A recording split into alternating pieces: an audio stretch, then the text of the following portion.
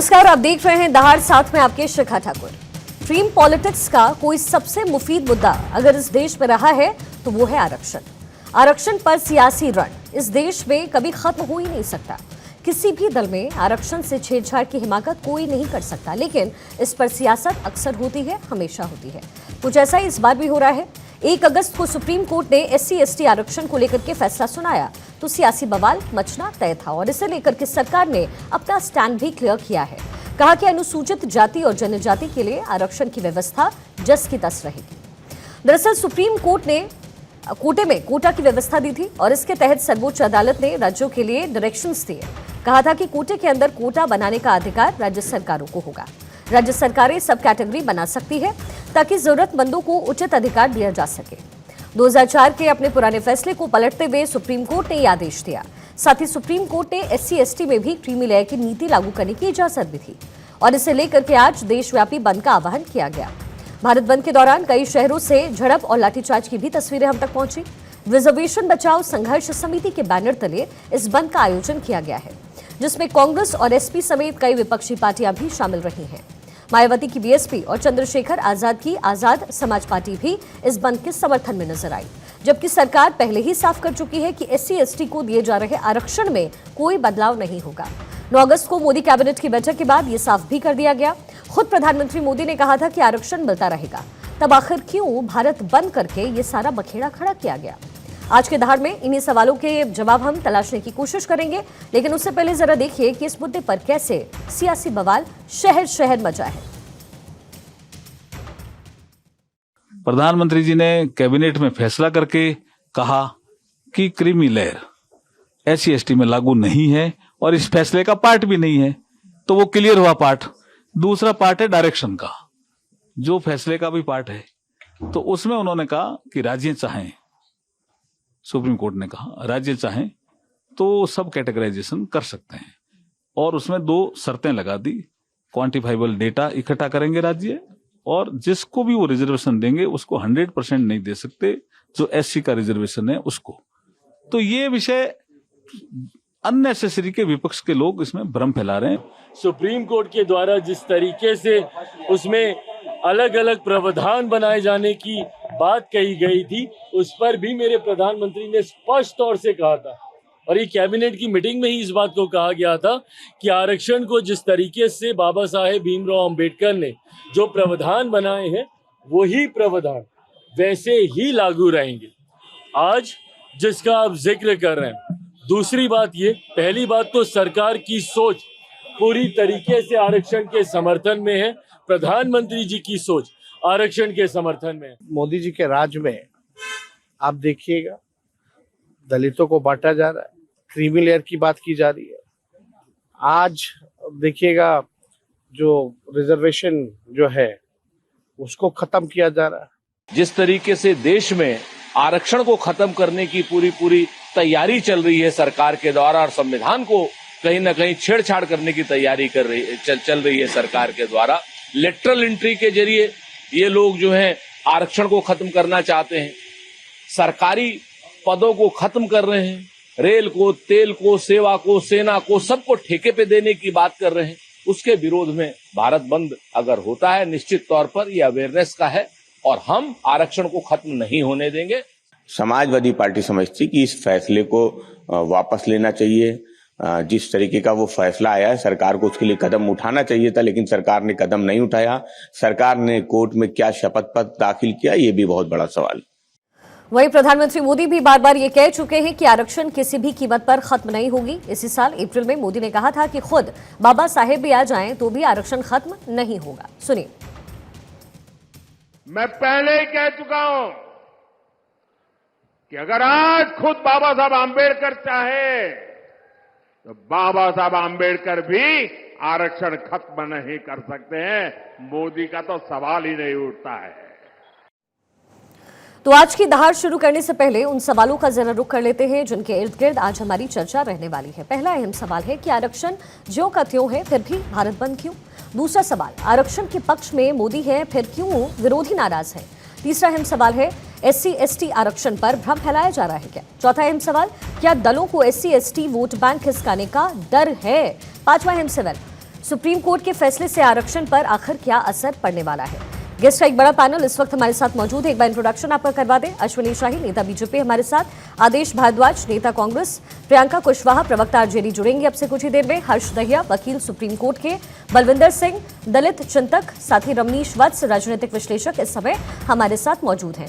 और सबसे बड़ी बात यह है कि जिस तरीके से शहर शहर में प्रदर्शन देखने को मिला है, उसके पीछे का सेंटिमेंट आखिर है क्या। सबसे पहले आदेश जी, आपका रुख करते हुए, आखिर क्या वजह है कि आप इस पर इतना ज्यादा उग्र हो रहे हैं। प्रधानमंत्री मोदी की तरफ से साफ कर दिया गया, इससे पहले कानून मंत्री की तरफ से साफ कर दिया गया कि भाई साहब जैसा आरक्षण था वैसा रहने वाला है। क्या इस मुद्दे को लेकर के आप अपनी जमीन को तलाशने की कोशिश कर रहे हैं राज्य में? देखिए, ये बहुत महत्वपूर्ण विषय है। सरकार की नीयत जो है सब लोग भाप जाते हैं और सरकार की करनी और कथनी में बहुत बड़ा अंतर है। चुनाव से पूर्व भी इनके कई सांसदों ने, बड़े नेताओं ने 400 पार का नारा दिया और 400 पार की आवश्यकता क्या है, कई नेताओं ने उस वक्त बताया कि वे कानून में कुछ बड़े बदलाव करने हैं। ये कानून में बदलाव सिर्फ इसलिए करने थे कि कहीं लोगों को आज तक जो बदलाव होते थे उनसे लोगों को लाभ मिलता था। आज कानून में जितने बदलाव होते हैं उनसे कहीं ना कहीं चंद उद्योगपतियों को फायदा मिलना होता है। ये सारे देश ने भाप लिया है। उसी का जीता जागता उदाहरण है कि जो 400 पार की बात करते थे वो 240 पे आके अटक गए। तो ये जो मोदी सरकार के खिलाफ अविश्वास है, उसी कड़ी में ये है। आप देखिए लिटरल एंट्री के थ्रू किस तरह से जो है सरकार नियुक्तियां करने जा रही है, उसका सभी राजनीतिक दलों ने विरोध किया। आज के जो ये आपका रिजर्वेशन बचाओ संघर्ष समिति है, सभी राजनीतिक दलों ने उसको समर्थन दिया है, सिर्फ भारतीय जनता पार्टी को छोड़ के। तो ये सब चीजें दर्शाती है कि भारतीय जनता पार्टी। सवाल मेरा ये है आपसे कि आप सरकार पर आरोप लगा रहे हैं, लेकिन सरकार ने तो अपना स्टैंड साफ किया है ना। इसमें उनकी तरफ से तो कहा गया है ना कि भाई ऐसा नहीं होने वाला है। प्रधानमंत्री मोदी का स्टेटमेंट हमने आपको सुना दिया, तो इसका मतलब तो ये साफ है कि आप जिस तरीके से लोकसभा चुनाव लड़ रहे थे, जिन मुद्दों को लेकर आपने कहा कि मोदी सरकार आएगी, आरक्षण खत्म हो जाएगा, आपने कहा संविधान बदलने की तैयारी कर रहे हैं, प्रधानमंत्री मोदी ने खुद आकर के उस स्टेटमेंट को गलत ठहराया और ऐसा हुआ भी नहीं। लेकिन बावजूद आपको इससे फायदा बस इतना हुआ कि आपने वोट बैंक की राजनीति की, वोट्स आपको मिले भ्रम फैलाकर। शिक्षा जी, हमने कोई भ्रम नहीं फैलाया। कांग्रेस का इतिहास रहा कि हमने जो कहा वो किया। हमारी करनी और कथनी में अंतर नहीं है। भारतीय जनता पार्टी की करनी और कथनी में अंतर है। उसका जीता जागता उदाहरण लोग बारी बारी देख रहे हैं कि 15 करोड़ रोजगार, योग्यता के अनुसार रोजगार, आज रोजगार को पूरी तरह से नष्ट कर दिया, पूरी तरह से खत्म कर दिया। सरकार की गलत नीतियों के कारण देश के अंदर बेरोजगारी है। सरकार की गलत नीतियों के कारण जो है महंगाई है। सरकार सिर्फ और सिर्फ भ्रष्टाचार में पूरी तरह से डूबी हुई है और अपने चंद उद्योगपतियों को उसका फायदा पहुंचाना चाहती है।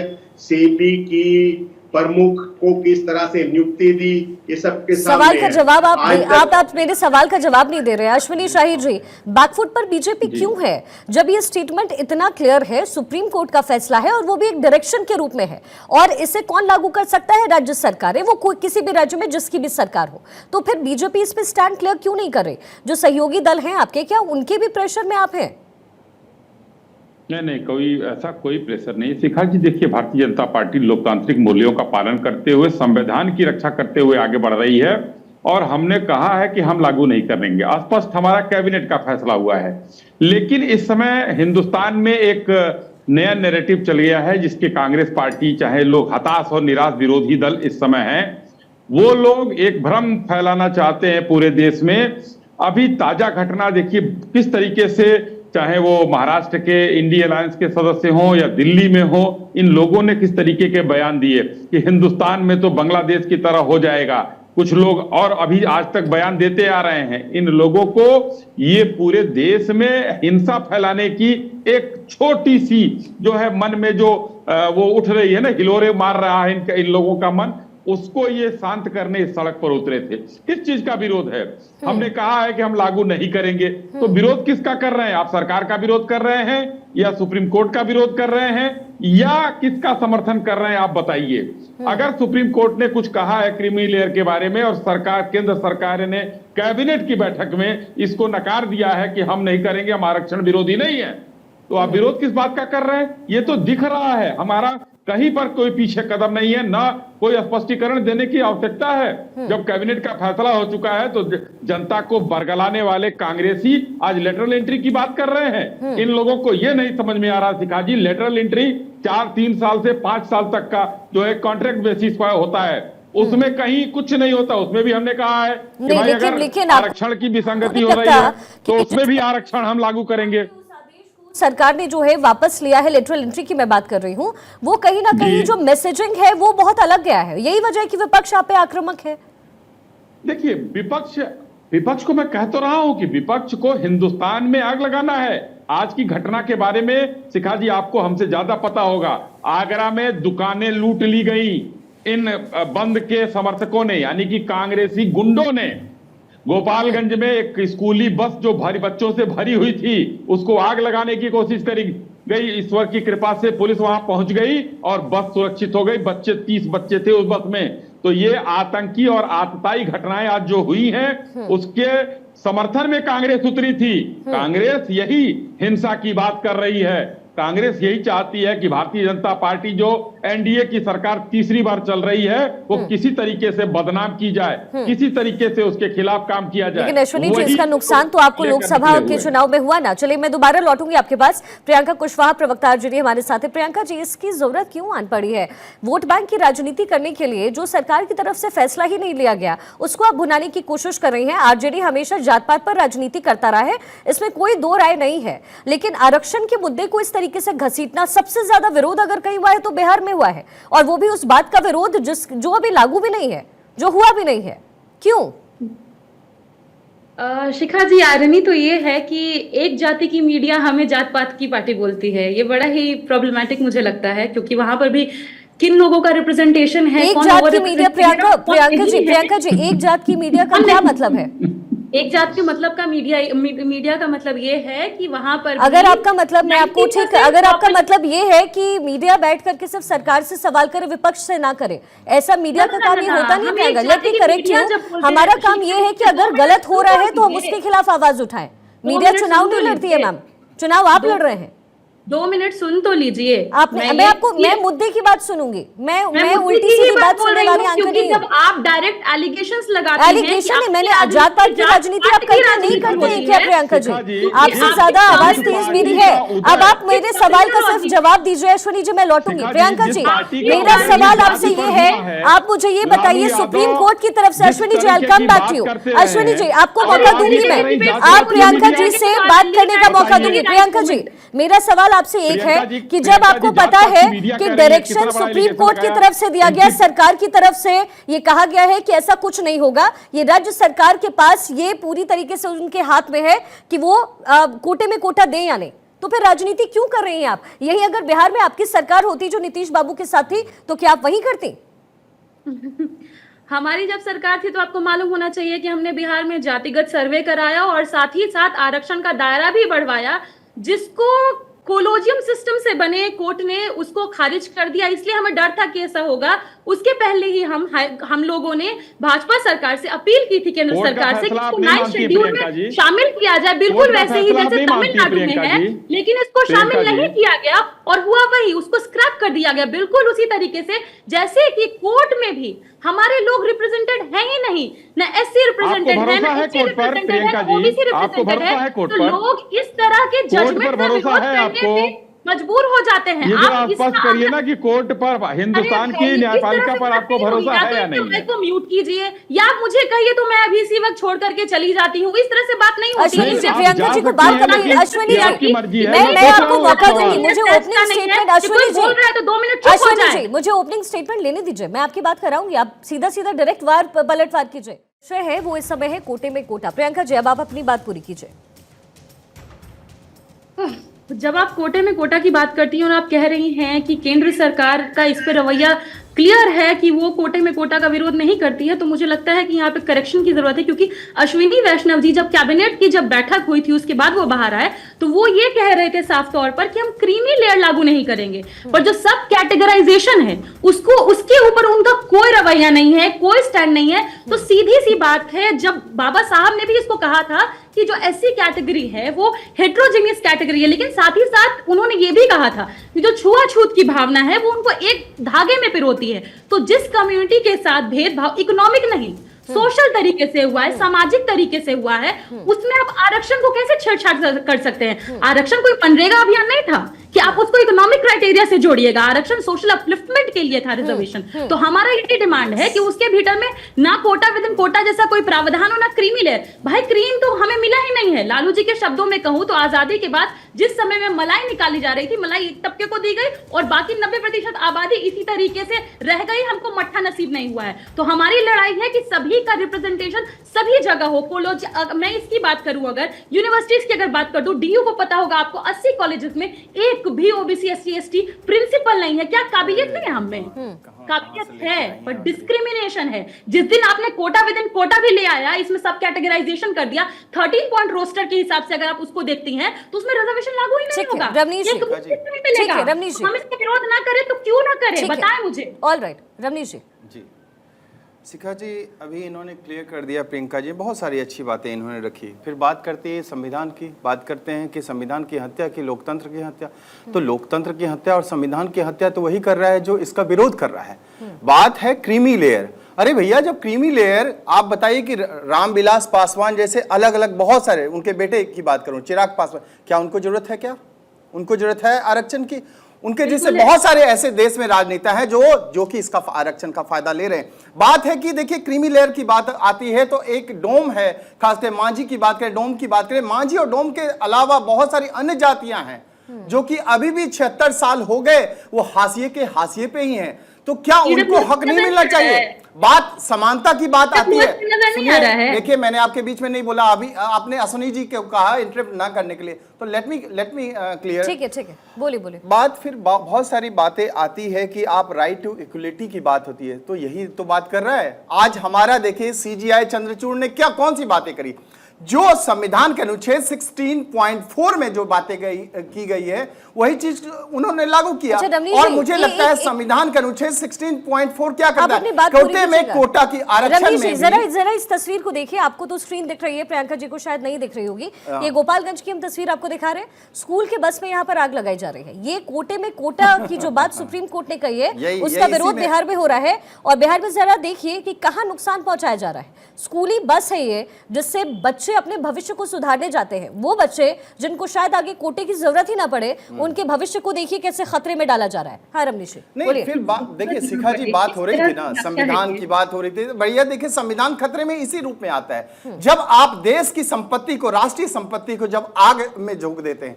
जब आप हिंसा करते हैं, जब आप दंगाई बन जाते हैं, जब अराजकता फैलाते हैं, जो कि बांग्लादेश में हुआ, यही चीजें यहाँ पे लागू करना चाहते हैं। और देखिए बहुत सारी सियासी दल ने तो क्लियर भी कर दिया, क्लियर भी, वो आगाह भी कर रहे हैं कि देश में इस तरह की स्थिति पैदा करना चाहते हैं। बांग्लादेश में जो स्थिति हुई वो देश में भी लाना चाहते हैं और इसी तरह के, ये देखिए इस तरह के सॉन्ग रचना चाहते हैं। आज आरक्षण का कोई मसला ही नहीं है। आज देखिए क्रीमी लेयर की बात हो रही है, क्रीमी लेयर वाले ही क्रीम खाने के लिए देखिए तमाम ये सारे के सारे लोग हैं जो बेचारे, जिनको हक मिलना चाहिए, जो हाशिए पे हैं, वो तो बेचारे सड़क पे है ही नहीं। सड़क पे आज क्रीमी लेयर वाले ही तो हैं जो 76 साल से क्रीम खा रहे हैं। मैंने जैसा क्रीम खाने वाले कौन है? लालू प्रसाद यादव जी। लालू प्रसाद यादव को भी चाहिए आरक्षण। लालू प्रसाद यादव चारा चोर जैसे घोटालेबाज को भी चाहिए। ये सारे के सारे देखिए घोटालेबाज, सारे के सारे आप देखेंगे क्रीमी लेयर वाले सारे के सारे आज देखिए विरोध कर रहे हैं। आज बताइए, नहीं स्पष्ट करने की जरूरत है, क्या वो तमाम लोग जो हाशिए पे हैं, क्या उनको प्रियंका जी ऐसे विरोध करेंगे आप लोग? स्कूली बस को जलाएंगे आप? इस तरीके से विरोध तो शांतिपूर्ण तरीके से भी होता है ना। ये तो मैं तो समझ नहीं पा रही हूँ, मैं रमनीश जी, मैं तो ये बात नहीं समझ पा रही कि जो फैसला लागू नहीं हुआ है उस पे इस तरीके से देश विरोधी प्रदर्शन क्यों हो रहा है कि स्कूल बसों को आप जला रहे हैं। किस तरह की मानसिकता है आपकी? वो देश विरोधी प्रदर्शन कैसे होते हैं शिखा जी? वो अपने अधिकार के लिए प्रदर्शन है, वो देश विरोधी यही तो सब तो थे। राम मंदिर का विरोध करने वाले यही तो सब तो थे। ट्रिपल तलाक का विरोध करने वाले यही सब तो थे। अरे जब देश में समाज सुधार की बात होती है, आर्थिक आधार पे, सामाजिक आधार पे यदि किसी का स्तर, देखिए जब उसका स्तर प्रियंका जी मेरी बात सुनिए, पहुंच गया, ये जो आप जिस तरीके से नुकसान पहुंचा रही हैं, ये आप देश का विरोध ही कर रही हैं। आप उन बच्चों का, मुझे पाठ मत पढ़ाइए प्रियंका जी, मुझे पाठ मत पढ़ाइए। आपने जो बोला है, मीडिया जिस जात की बात आपने की है, आप मुझे पाठ पढ़ाएंगी। आपके हिसाब से प्रियंका जी सुनिए, आपके हिसाब से मीडिया अगर आपके विपक्ष में बोले तो वो मोदी सरकार के फेवर में बोल रही है, इसलिए आप मुझे पाठ मत समझाइए, मुझे पाठ मत पढ़ाइए। ये देश विरोधी ही है, ये बच्चों का विरोध कर रहे हैं। वो बच्चे जो स्कूल से उस बस से स्कूल जाते हैं, आप उनका विरोध कर रही हैं। ये तमाम लोग बाबा साहब अम्बेडकर, इसीलिए मैं कह रही हूँ मैम, आप पार्टी प्रवक्ता है, मैं नहीं हूँ। बाबा साहब अम्बेडकर संविधान निर्माता का विरोध करी है, चूंकि संविधान में एक ऐसा कहीं कोई प्रावधान नहीं है। आपके हिसाब से प्रियंका, आपके हिसाब से जो गलत चीजों को उजागर करे वो सब पार्टी के प्रवक्ता है, बीजेपी के प्रवक्ता है। हम आपकी जगह चुनाव नहीं लड़ रहे, हमें आरजेडी से चुनाव नहीं लड़ना, बीजेपी से चुनाव नहीं लड़ना, और जब लड़ेंगे तब बात करेंगे मैम।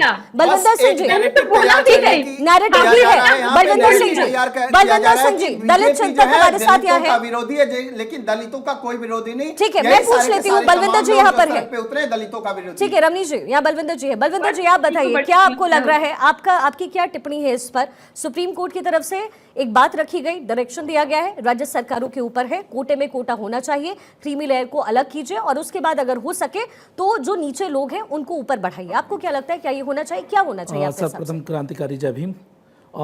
सबसे पहली बात जो अभी निकल के आई थी आप लोगों के उसमें, कि प्रधानमंत्री मोदी ये बार बार ये कह रहे हैं कि जो ये है जो नया सुप्रीम कोर्ट का ऑर्डर है उसे नहीं माना जाएगा, जो पुराना आरक्षण की पत्ती उसे वैल्यू रखा जाएगा। लेकिन ये सवाल यहाँ बनता है, हमें डर यूं लगा क्योंकि हरियाणा सरकार ये कहती है जो सुप्रीम कोर्ट की गाइडलाइन है हम उसे मानेंगे, तब डर बनता है। और अगर माना जाता है, जब बात आती क्रीमी लेयर की, और आज कुछ उपद्रव की आपने घटनाएं दिखा रहे हैं आप, एक दो फुटेज वगैरह, पूरे देश भर के अंदर प्रदर्शन हुआ है, पूरे देश भर में। हम तो इसका समर्थन नहीं करते, हम लोग एक दो घटनाओं से आप पूरे आंदोलन को कैसे कह सकते हैं कि ये सारे आतंकवादी हैं? अभी हमारे साथी जैसे आतंकवादी बता रहे, कैसे कह सकते हैं आतंकवादी हम लोग? रमनीश जी रुकिए, नहीं हम लोग आतंकवादी हैं, इस देश में अपने हक अधिकार की लड़ाई लड़ेंगे तो हम आतंकवादी हो गए। आपके हिसाब से क्या होना चाहिए सर? मैं आपसे ये पूछ रही हूँ, ठीक है आगे इस पे बात बहस करेंगे। आपके हिसाब से क्या होना चाहिए? सुप्रीम कोर्ट की टिप्पणी पर आप अपनी टिप्पणी। हम सुप्रीम कोर्ट की टिप्पणी में साफ कहते हैं, धारा 340 341 के अंदर क्लियर गाइडलाइन है कि जो ये जजमेंट जो आया वो हम गलत है, हम साफ कहते हैं। और उसका मुख्य कारण बता देता हूं, क्योंकि अगर आरक्षण के साथ कोई भी नया नियम लागू होगा तो उसके फैसले की अनुमति सिर्फ हमारे राष्ट्रपति के हाथ में है, उसके बाद हमारी संसद के हाथ में है। ठीक है, तो सुप्रीम कोर्ट तो इसमें एंटर कर ही नहीं सकता था। हमें डर यूं लगता है कि बार बार छेड़खानी की जाती है। भरोसा है या नहीं है? अरे सर, हमें इस देश के संविधान पर भरोसा है, आपको हमें अपने देश के संविधान पर भरोसा है, हमें आप पर विश्वास नहीं है, हमें आप पर विश्वास नहीं है। एक तरफ आप मना करते हैं, दूसरी तरफ लागू करने की बात करते हैं। हमें आप पे विश्वास नहीं है, हमें अपने देश के संविधान पर विश्वास है।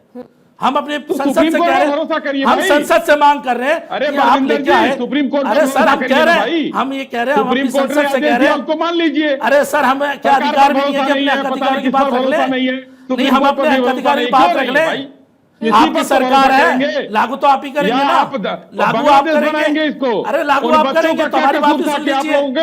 आप हमें गलत बोले जा रहे हैं कि प्रदर्शनकारी जितने आतंकवादी बता रहे हैं, अगर गुंडा राज नहीं फैला रहे थे। अरे पूरे देश भर में आपको पता कितनी जगह पर प्रदर्शन हुआ है?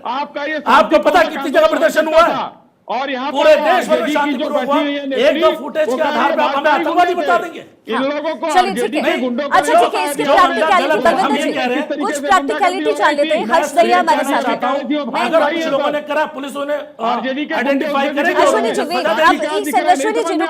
रुकिए। रुकिए बलविंदर जी, बात जल्दी पूरी कीजिए, मैं हर्षी के पास जाऊँ। जी, मैं तो हम लोग ये बात मांग कर रहे हैं कि बार बार सरकार आश्वासन तो दे रही है, लेकिन अपने प्रदेशों के अंदर उसे लागू करने की बात कर रही है। साथ में हम कांग्रेस वगैरह, जो कांग्रेस के नेता हैं, जो अन्य पार्टी के दल के नेता हैं, आज तो बड़ा कूद कूद के आ रहे हैं कि हम लोग इसका समर्थन कर रहे हैं, हम समर्थन कर रहे हैं। संविधान छाती पे पीट के चुनाव लड़ रहे थे, इन लोगों को तब याद नहीं आया जब हम लोग लगातार भारत बंद की अपील कर रहे हैं। क्यों कर रहे हैं? एक ट्वीट दिखाइए मुझे राहुल गांधी जी का, जहां पर वो ये कह रहे हैं कि हम इसका समर्थन करते हैं, लेकिन कोई ऐसा ट्वीट नहीं आएगा। हम ढूंढते रहे। आपका ये बहुत अच्छा, बहुत जायज सवाल आपने पूछा है। मैं अभी जो विपक्षी पार्टी के यहाँ पर प्रवक्ता है, मैं उनसे सवाल पूछूंगी। थोड़ा प्रैक्टिकलिटी में चलते हैं, 1 मिनट का समय मेरे पास। हर्ष जी, जब सुप्रीम कोर्ट इस तरीके का आदेश देता है, और जैसे कि बलविंदर सिंह को भी हमने अभी सुना, उन्होंने जो बातें अपनी रखी हैं, हर्ष जी आप ये बताइए कि जब सुप्रीम कोर्ट इस तरह का आदेश देता है, उसके बाद इंप्लीमेंटेशन की प्रक्रिया क्या होती है? शिखा जी, मेरे को बस आपसे रिक्वेस्ट है, 2 से 3 मिनट दीजिएगा अब अनइंटरप्टेड। मैं कुछ इसमें फैक्ट्स क्लियर करना चाहूंगा। देखिए, पहले तो मैं ये क्लियर करूं कि मैं सर छोटू राम, शहीद भगत सिंह जी और बाबा साहब अंबेडकर का मैं स्टूडेंट हूं। मैं उनको भगवान तुल्य मानता हूं। ये 3 ऐसी शख्सियत थी जो कि किसान, कमेरे और दलित के सबसे बड़े चिंतक रहे। इन्होंने चिंता करी, उनको एक अच्छी राह दिखाई। अब आपको इस पे जो सुप्रीम कोर्ट की जजमेंट आई है, इस पे बड़ा कंफ्यूजन है। एक देखिए, हमारी बहन प्रियंका जी बैठी है, उन्होंने बहुत अच्छी बात कही कि रिप्रेजेंटेशन नहीं है। मैं बिल्कुल मानता हूं कि बहुत सारी जगह पे अभी तक रिप्रेजेंटेशन नहीं है, और रिजर्वेशन का पूरा जो SC ST रिजर्वेशन का जो मोटिव है वो यही है कि जो रिप्रेजेंटेशन बढ़े। It's not just on economic grounds but on social grounds as well, कि वो बढ़ना चाहिए। लेकिन साथ ही साथ मैं अपनी बहन प्रियंका जी को ये भी क्लियर करना चाहूंगा कि जो क्रीमी लेयर की इसमें बात करी, जो इंट्रोडक्शन का कहा कि SC ST रिजर्वेशन में भी क्रीमी लेयर होना चाहिए, वो ऑनरेबल जस्टिस BR गवई ने कहा, जो खुद सुप्रीम कोर्ट के फर्स्ट शेड्यूल कास्ट कम्युनिटी से आने वाले जज हैं। तो हम उनकी बहुत रिस्पेक्ट करते हैं। आप ये देखिए वो कितने महान चिंतक हैं कि उन्होंने ये कंसेप्ट सुझाया। और साथ ही साथ मैं आपको ये भी क्लियर करूं कि इस में 6-1 से ये जजमेंट पास हुई है। सिर्फ एक जज ने इससे डिसेंट किया, वो है जस्टिस बेला त्रिवेदी। बेला त्रिवेदी जी को अगर आप देखें तो वो ब्राह्मण हैं। तो एक तरीके से आप जिस चीज का विरोध कर रहे हैं, आपके साथ एक ब्राह्मण जज खड़े थे, और जिस चीज का आप विरोध कर रहे हैं वो भी एक सुप्रीम कोर्ट के SC कम्युनिटी से आने वाले जज साहब गोपाल से लेकर के तमाम चिंतक जो हैं, हमेशा यही उनके आर्ग्यूमेंट्स रहे हैं कि जो ब्राह्मण तबका है, जो हमेशा से प्रिविलेज तबका है, वो दलितों और पिछड़ों के कंधों पर बंदूक रख के चलाता है। प्रियंका जी सुनिए ना, ये सुप्रीम कोर्ट के वकील हैं, वो अपनी राय रख रहे हैं, लेकिन आपको वो भी नहीं सुनना है। आप एंकर को तो नहीं सुनेंगे, आप उनको भी नहीं सुनेंगे। उसके बाद ठीक है, उनको बात पूरी करने दीजिए। मैम आऊंगी ना मैं आपके पास। मैं आपके अगेंस्ट नहीं बोल रहा, मैं बस जो कुछ कंफ्यूजिंग बोलिए हर्ष जी, आप अपनी बात पूरी कीजिए। हाँ बोलिए। दूसरा देखिए, इसमें 2 जो चीजें आई हैं शिखा जी की, एक तो है सब क्लासिफिकेशन ऑफ SC ST, ठीक है, वो सुप्रीम कोर्ट ने स्टेट्स पे छोड़ दिया है कि वो उसका फैसला लें। उसमें दूसरा पॉइंट ये बोला गया है कि किसी भी सेक्शन को 100% रिजर्वेशन नहीं मिलेगा।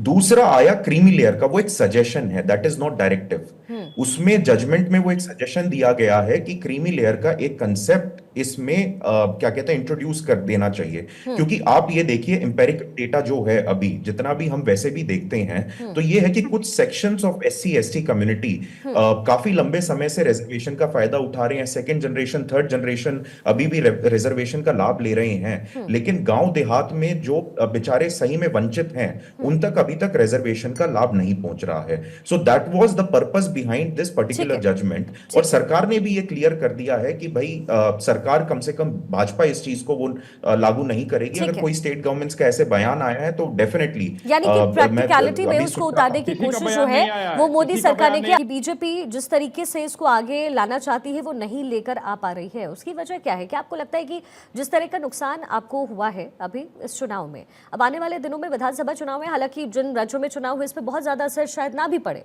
लेकिन फिर भी दिक्कत यहाँ पर हो रही है अश्विनी जी कि बैकफुट पर जब आप नजर आते हैं, आपके सहयोगी दल जैसे चिराग पासवान हैं, उन्होंने भी बंद का जो है समर्थन कर दिया है। अब ऐसे में वो कह तो रहे हैं कि प्रधानमंत्री मोदी ने अपने वक्तव्य से क्लियर किया है, लेकिन जनता तक ये संदेश नहीं पहुंच रहा है, ऐसा क्यों? शिखा जी देखिए, चिराग जी की बात आपने सुना होगा। चिराग जी ने स्पष्ट रूप से कहा कि माननीय प्रधानमंत्री जी आरक्षण के पक्ष में हैं और हम लोग भी उसी पक्ष में हैं। उन्होंने अपना एक विचार दिया था। अभी आपके ही टेलीविजन चैनल पर हमने यही उनका बयान सुना कि प्रधानमंत्री जी भी पक्ष में और हम लोग भी पक्ष में हैं, आरक्षण का कोई विरोध ही नहीं है। अभी यहाँ आरजेडी की प्रवक्ता जो है 2 बातें कह गई। एक तो आपके ऊपर आरोप लगाया, चलिए उन लोगों की आदत है। दूसरा उन्होंने कहा गोपालगंज की जो घृणित घटना इनके द्वारा की गई, वो कह रहे हैं भारतीय जनता पार्टी के लोग थे। है कोई इनके पास सबूत कि भारतीय जनता पार्टी के लोग थे? यानी कि देशव्यापी जो बंद हुआ था वो इन लोगों ने किया था, नहीं किया था? आज बंद का भी एक तरफ कह रहे हैं, दूसरे कह रहे हैं भारतीय जनता पार्टी के लोग थे। हमने एक सवाल पूछा, सुप्रीम कोर्ट पर इनको भरोसा है या नहीं है? इन्होंने कोई जवाब नहीं दिया। सरकार पर तो भरोसा नहीं करती है, कोई बात नहीं है। सुप्रीम कोर्ट देश में जो है एक ऐसी संस्था है जो इनके पक्ष में आ जाए तो भरोसा हो गया, अगर नहीं पक्ष में आए तो भरोसा नहीं है। सुप्रीम कोर्ट ने एक निर्णय लिया था कि जो वंचित लोग हैं उनको ये लाभ दिया जाए। बड़े लोग बिफर गए।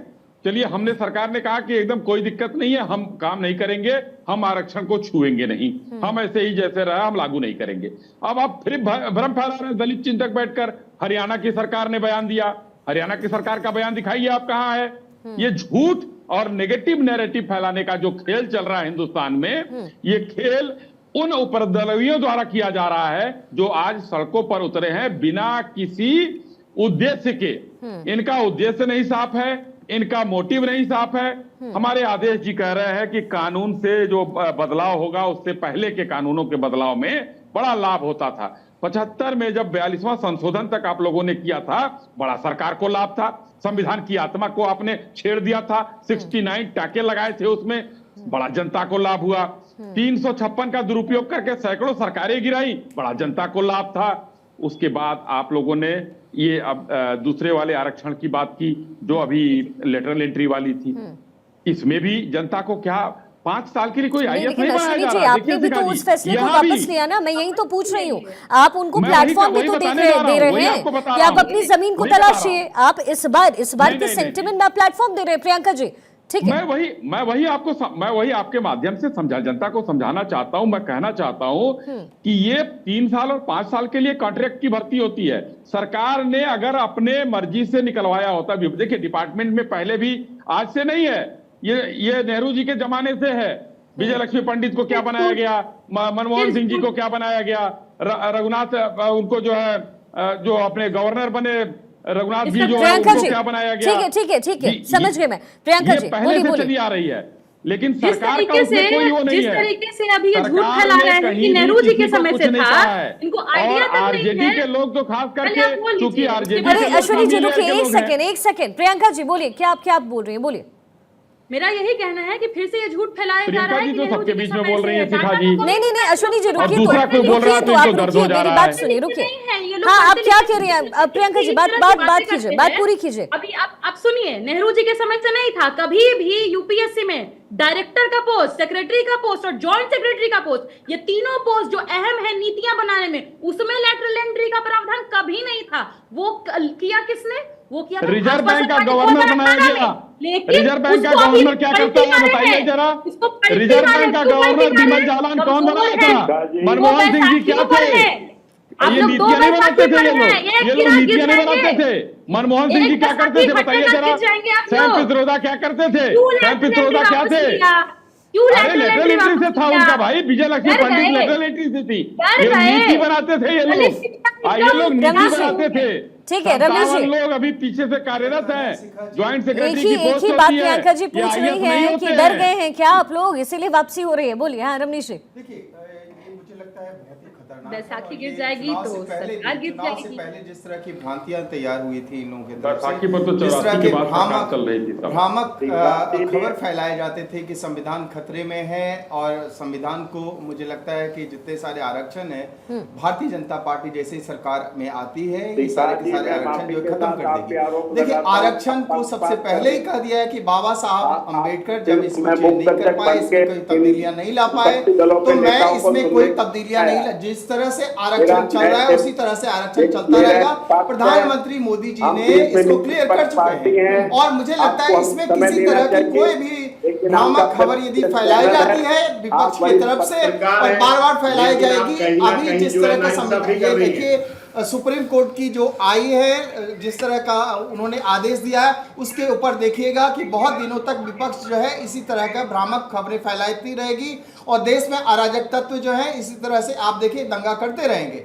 चूंकि देखिए ये हारे हुए लोग हैं, 2014 से सत्ता विहीन जो हो चुके हैं पार्टियां, मुझे लगता है कि वो लगातार इस तरह की चीजें वो करते ही रहेंगे, क्योंकि कहीं ना कहीं जनता में इस तरह का मैसेज देना चाहते हैं कि दलितों के बहुत बड़े हितैषी हैं। तो मुझे लगता है कि यहाँ पे प्रवक्ता जो है राजद की, उनसे मैं पूछना चाहता हूँ कि आप दे दीजिए ना अध्यक्ष का पद, वहां पे अध्यक्ष का पद राजद क्यों नहीं दे देती, एक दलित को बिठाए ना वहां पे। आप ऐतिहासिक पहल क्यों नहीं की जाती है? फिर एलओपी का पद राहुल गांधी ने एक दलित को क्यों नहीं दिया? मल्लिकार्जुन खड़गे जी को बना देते ना।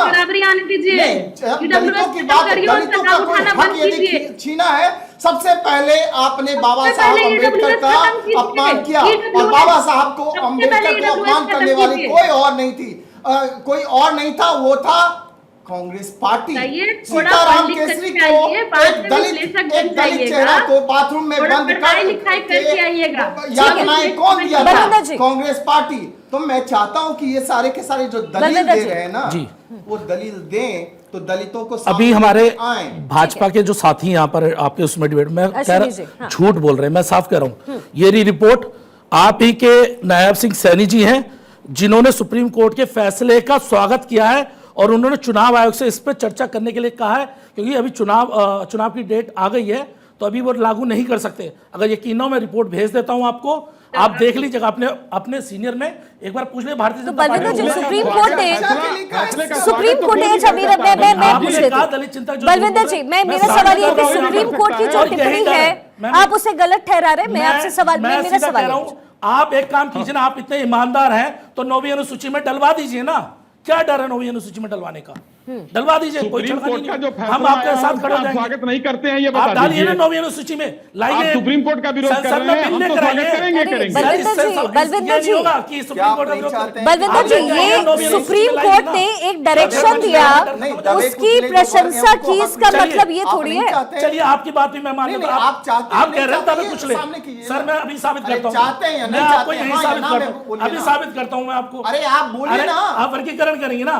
चलिए आज तक आप 22.5% को 10% को नौकरी दे नहीं पाए, आप हमें और ज्यादा प्रोन्नति मिल जाए और उसके बाद वर्गीकरण करके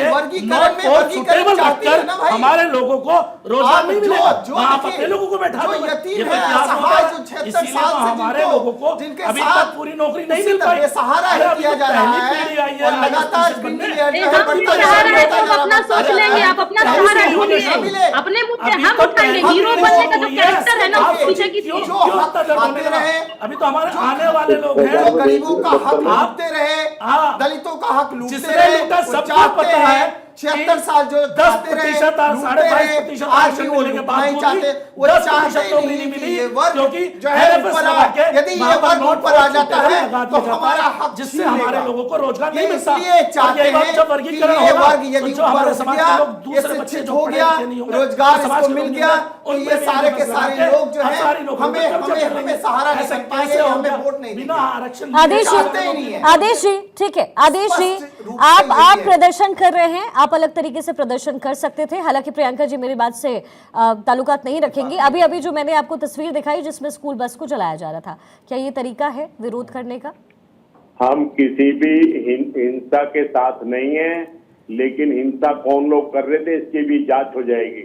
लेकिन शिखा जी, मैं बड़े अदब के साथ आपको कहना चाहता हूं कि आपका प्रेस्टिजियस चैनल है, आप वरिष्ठ पत्रकार हैं, लेकिन पत्रकारिता और मीडिया का एक बहुत बड़ा वर्ग कहीं ना कहीं सरकार का आप सर सुनिए ना आदेश जी, मैंने प्रियंका जी को यही सलाह दिया। मैं आप अपनी बात रखिए। मैंने मीडिया में मेरे चैनल ने आपसे ये नहीं कहा कि आपका विरोध कहाँ होना चाहिए कहाँ नहीं। मेरा सवाल, आदेश जी सुनिए मेरी बात, यहाँ इस प्लेटफॉर्म पर आप अपनी बात करेंगे। मैंने आपको पहले ही कहा है, मैं उन चुनिंदा पत्रकारों में से नहीं होंगी जो आपकी बात सुन करके बैठ जाएगी। आप अपनी बात कीजिए, आप सिर्फ अपनी बात कीजिए। मैंने आपसे एक सवाल पूछा, स्कूल बस को आप सरेआम जला रहे हैं, ये गुंडागर्दी नहीं है क्या? ये गुंडागर्दी नहीं है क्या? उसके बाद बारी बारी आपके आदेश जी, ये गुंडागर्दी नहीं है, ये शांतिपूर्ण तरीका है क्या? मेरी बात का प्रियंका जी ने कहा कि आप देश विरोधी कह रही हैं, देश विरोधी ही है जब आप एक स्कूल बस को जलाएंगे, आप बच्चों के भविष्य को खतरे में डाल रहे हैं। एक वीडियो मिला जिसको आप चला रही हैं, हाँ कर रही हैं। हाँ नहीं तो आपने, मैं तो उसी वीडियो का बोल रही हूँ मैम। प्रियंका जी बिल्कुल मैं बोलूंगी। बच्चों का बस जलाया गया। आप अपनी राजनीति के लिए आप बच्चों के भविष्य के साथ खेल रही हैं। मैं बोलूंगी, 100 बार बोलूंगी। के लिए नहीं, ये कानून देश में पूंजीपतियों के हक के लिए बनाते हैं, ये हमारा विरोध है। आप सेबी की बात कर रही हैं, कल हम पूरे हिंदुस्तान में जगह जगह धरने प्रदर्शन करें कि सेबी की चीफ को किस तरह से नियुक्ति दी गई जो कि अडानी की कंपनी में काम करती थी। बड़ी अजीब बात है प्रियंका जी, आप कह रही हैं कि एक वीडियो मिल गया तो एक वीडियो मिल गया, एक बस तो जली नहीं जली क्या? कंपनी के अभी हाल आपने बोला एक आपको वीडियो मिल गया, आपको दिखा रही है। अरे सवाल पूछेंगे तो आप कहेंगे हम बीजेपी का समर्थन कर रहे हैं, सवाल ना पूछा जाए। मैम सुनिए, आदेश जी और प्रियंका जी और यहाँ बैठे जितने भी मेहमान हैं, मैं आपको एक बात स्पष्ट कर देती हूँ, मीडिया का काम सुनिए प्रियंका जी, मीडिया का काम सही और गलत दिखाना है। अगर विपक्ष का हम समर्थन ना करें, इसका मतलब है कि हम बीजेपी के लिए बोल रहे हैं क्या? बीजेपी के फेवर में बोल रहे हैं क्या? ये गुंगी और बहरी सरकार है। इनसे पूछिए इनके पास क्या प्रमाण है भाजपा के गुंडे हैं कि आरजेडी के गुंडे आज वहाँ समर्थन कर रहे थे और आरजेडी के गुंडों पर लाठियां पुलिस ने बरसाई है, वहाँ और ये कैसे कह रहे हैं कि भाजपा के लोग ने बंद का समर्थन किया था। प्रमोशन करते हैं ये लोग में केरोसिन छिड़ककर। ये पाकिस्तान में देखिए, अभी पाकिस्तान में एक आया था सुप्रीम कोर्ट का फैसला, उसका विरोध हुआ और वो आरजेडी के और समाजवादी पार्टी के और बाकी जितने लोग हैं उन लोगों ने सुप्रीम कोर्ट का, इंडिया का, हिंदुस्तान के सुप्रीम कोर्ट के एक फैसले का विरोध किया है। ये लोग पूरे देश में केरोसिन छिड़ककर आग लगाना चाहते हैं और खास करके आरजेडी के जो गुंडे हैं और हम पूरे बिहार में बैठ के खुले लोगों ने उसे सजा दे, क्योंकि हमारा आंदोलन शांतिपूर्वक है। अगर हम दुकान लूटी, हम संविधान को मानने वाले लोग हैं, बाबा साहब को मानने वाले लोग हैं, हमारा हिंसा से कोई मतलब नहीं होता है। तो ऐसे लोगों को हम कभी भी समर्थन नहीं करेंगे। लेकिन आप लोग आप बताइए हम कौन से आतंकवादी हैं? आप लोग लेकिन आतंकवादी जीत में आरजेडी के तो जीत में जातिवाद और गुंडागर्दी है। जातिवाद हमने नहीं फैलाया, जब हमको तो लगता है कि प्रियंका का प्रादुर्भाव नहीं हुआ था। ठीक है एक एक करके क्लोजिंग स्टेटमेंट दे दीजिए। ठीक है शांति अश्विनी जी क्लोजिंग स्टेटमेंट दे दीजिए। ठीक है अश्विनी जी क्लोजिंग स्टेटमेंट। अब मेरे पास समय कम है, फिर प्रियंका जी आपके पास आती हूँ, फटाफट से जल्दी। शिखा जी देखिए, हिंदुस्तान में सरकार ने अपनी बात कह दिया है कि किस तरीके से हम नहीं लागू करेंगे, मगर सरकार के खिलाफ एक नेगेटिव नैरेटिव फैलाया जा रहा है, देश भर में आगजनी की जा रही है, गुंडागर्दी की जा रही है, इसको बर्दाश्त नहीं किया जाएगा। आदेश जी, ये 26 जनवरी 1950 को अंबेडकर जी ने जब संविधान टेबल किया तो उन्होंने कहा था कि ये दुनिया का सबसे खूबसूरत लिखा हुआ संविधान है जो बहुत कम देशों के पास है, लेकिन ये संविधान जिन हाथों में रहेगा वो हाथ भी उतने खूबसूरत होने चाहिए।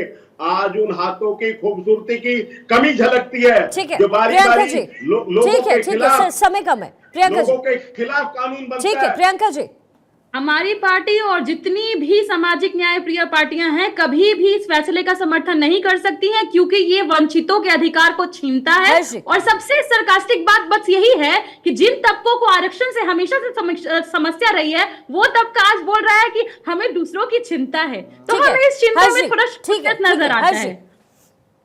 शिखा जी, दो बातें बोलना चाहूंगा कि एक मैं शो देख रहा था टीवी पे, उसमें बड़ी अच्छी बात की गई थी कि जो कभी नहीं जाती उसे जाति कहते हैं, और ये मैं बिल्कुल मानता हूं। जब तक जातिगत जो डिस्क्रिमिनेशन है वो खत्म नहीं होगा, जब तक रिजर्वेशन भी खत्म नहीं हो सकती। दूसरी बात क्या है, जो लोग कहते हैं कि हम संविधान की चिंता करते हैं या संविधान हमारे लिए सर्वप्रिय किताब है, देखिए पहले कुछ धर्म थे जो कहते थे कि हमारी किताब सबसे सर्वप्रिय है, तो ये कॉन्स्टिट्यूशन के साथ भी हमने कर दिया है। अब मैं ये चीज, छोटी सी चीज जानना चाहूंगा कि कौन से कॉन्स्टिट्यूशन में वो बिलीव करते हैं, द ओरिजिनल कॉन्स्टिट्यूशन और द कॉन्स्टिट्यूशन बनाई गई। रमनीश जी, ठीक है सर, अमेंडमेंट, रमनीश जी। 106 अमेंडमेंट्स हैं जिसमें सर्वोपरि है, हम सबों के लिए, भारतीय के लिए संविधान सर्वोपरि है। मुझे लगता है केंद्र सरकार और राज्य सरकार को एक सूची बनानी चाहिए जिसमें क्रीमी लेयर की सूची अलग से हो। उसके बाद जो दलित में भी से जो शोषित वर्ग हैं, वंचित वर्ग हैं, जो असहाय हैं, बेसहारा हैं, उनको एक सूची बनानी चाहिए और उसको उसका लाभ मिले। कि आखिर में आपसे यही कहूंगा, हमें डर इसी बात का रहता है कि बार बार छेड़खानी की जाती है, तो हम सरकार से ये मांग करेंगे, हम आपका विरोध नहीं कर रहे, ना हम कांग्रेस का विरोध कर रहे, हम ये कह रहे हैं कि हमारे अधिकारों को सुरक्षित करने के लिए 9वीं अनुसूची में डाल दिया जाए ताकि कोई फिर से छेड़खानी ना करे।